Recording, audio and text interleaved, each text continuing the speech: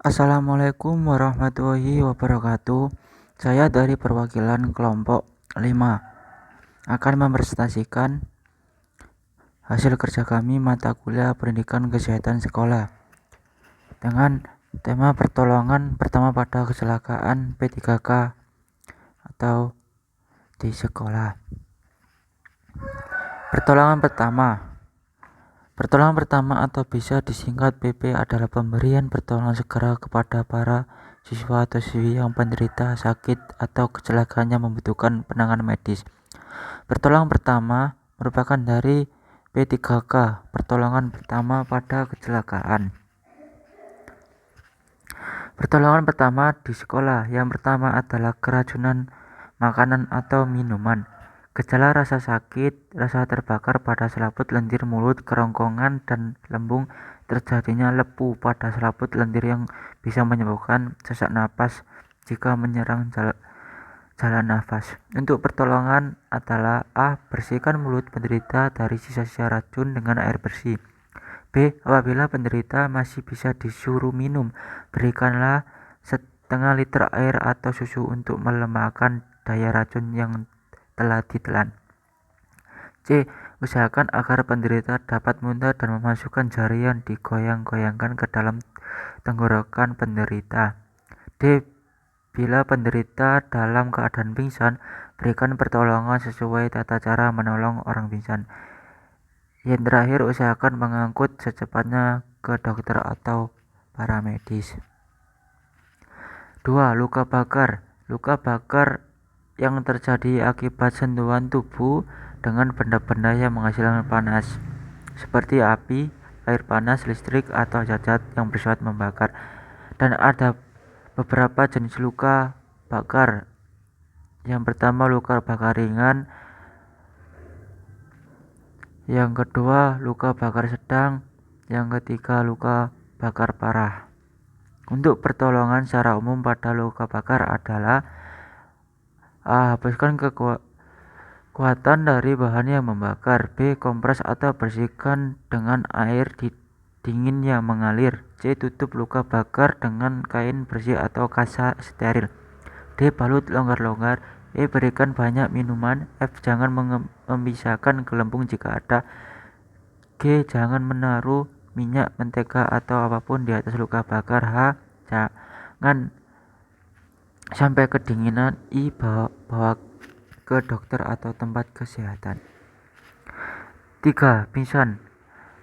Hilangnya kesadaran sementara karena otak kekurangan oksigen, lapar, terlalu banyak mengeluarkan tenaga, dehidrasi, kekurangan cairan tubuh, hipolikemia, atau anemia. Untuk gejalanya adalah penderita tidak mau apabila dipanggil dan tidak ada reaksi sama sekali saat dicubit atau digoyang-goyangkan.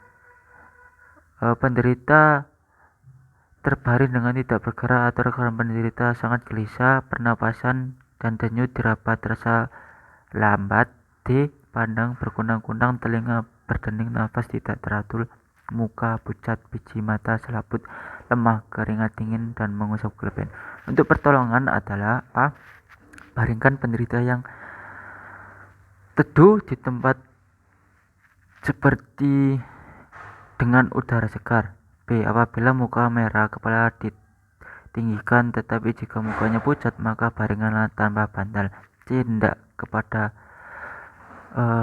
para orang yang pingsan, miringkan kepala dengan tujuan penderita muntah. Apa yang dimuntahkan mudah keluar dari mulut lidahnya. D. Isi mulut makanan atau gigi palsu bekas muntah harus dikeluarkan. E. Pakaian yang menjepit dasi leher, baju, ikat pinggang, dan lain-lain harus dilonggarkan. 4. Mimisan adalah pecahnya pembuluh darah di dalam lubang hidung karena suhu ekstrim, terlalu panas, terlalu dingin, kelelahan, atau benturan. Dari lubang yang keluar darah dan terasa nyeri bernapas dengan hidung karena lubang tersumbat oleh darah. Untuk pertolongan, bawa penderita ke tempat sejuk atau nyaman. B. Tenangkan penderita. C. Penderita diminta untuk menunduk sambil menekan cuping hidung atau masukkan tanpa menggunakan kain bersih atau kasa.